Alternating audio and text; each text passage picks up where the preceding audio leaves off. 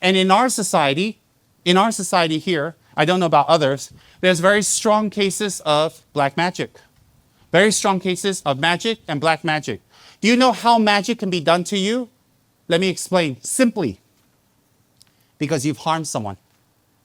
Because you've harmed someone with your body or speech and your mind, you've collected the negative karma. So when they do black magic to you, it can affect you because of your karma. Why?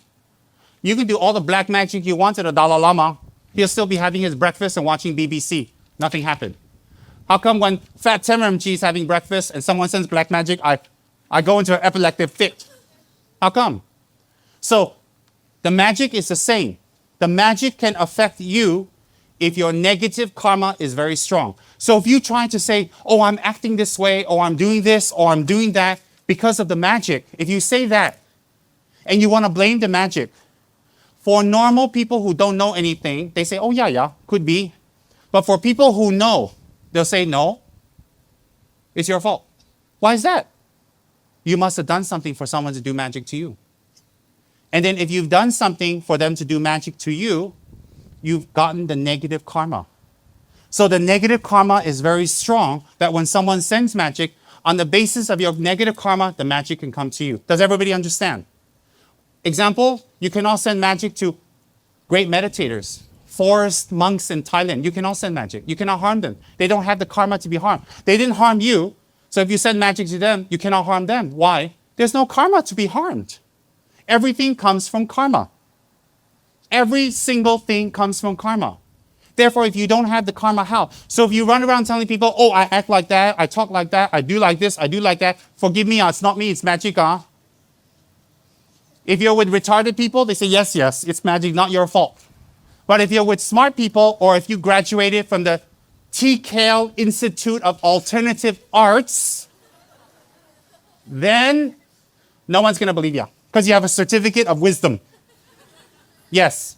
So don't run around blaming black magic for your problems. Never run around blaming black magic as your problem. Why? If I go and punch Keng Sang, if I go and punch him, slap him, kick him, break his glasses, and then kick him one more time, then he comes back with 10 brothers and beat me up, and I walk in like this, I cannot say it's his fault. They say, what happened? I say, oh, it's his fault. Keng Sang beat me up. But if we look deeper, because I beat him up. So therefore, if you run saying, oh, my business not successful because I got magic what?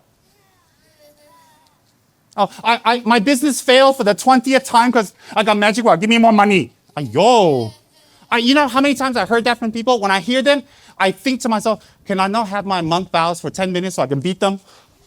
Oh no, I still beat people with my monk vows. Okay, never mind. No, they tell me, I've been listening to this for 20 years. Or they say, you know what? Tsem Rinpoche does magic. He sends magic to people. I was thinking, I do? How come I don't make any money from it? You see, I studied with over 15 great masters, and I'm from Ganden Monastery. I've never learned magic even once. There's no word to learn magic in our tradition. No word. So some people say, even if I know magic, the only way it can affect you is not if I'm powerful, if your karma is weak. It's like that. You think about it.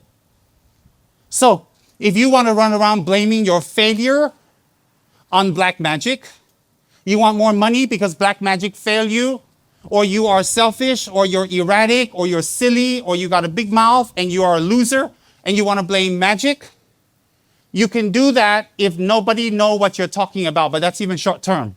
After a while, they just send you to a big BOMO. It still cannot solve. Bye-bye.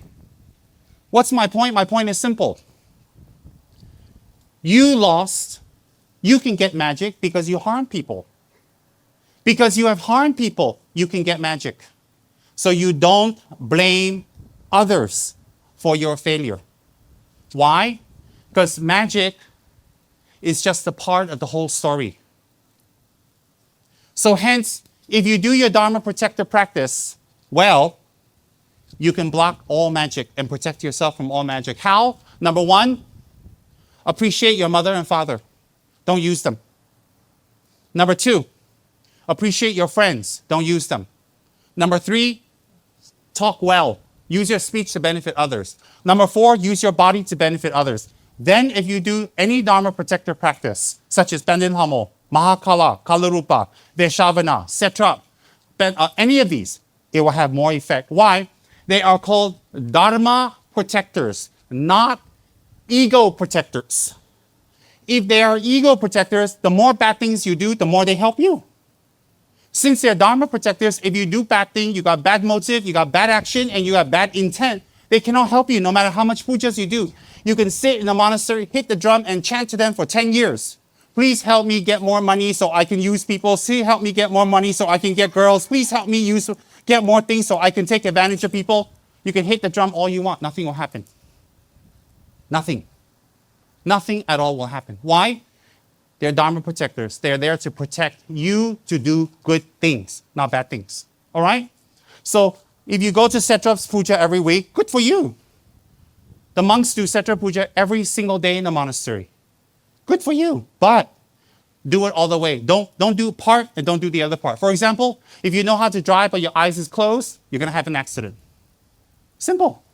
If your eyes open, you know how to drive, it's raining hard, you don't put the windshield wiper, you're going to have an accident. So you don't do 1 out of 3, 2 out of 3, and then don't get result. You have to do 3 out of 3.